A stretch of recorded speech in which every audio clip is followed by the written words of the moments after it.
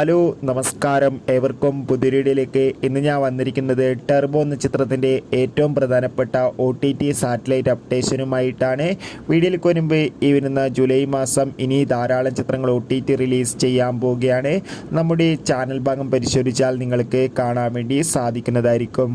വൈശാഖിൻ്റെ സംവിധാനത്തിൽ മമ്മൂട്ടി, രാജീവ് പി ഷെട്ടി, ബിന്ദു പണിക്കർ, അഞ്ജന ജയപ്രകാശ് എന്നൊക്കെ പ്രധാന കഥാപാത്രങ്ങളായെത്തിയ ഒരു മികച്ച ചിത്രമായിരുന്നു ടെർബോ.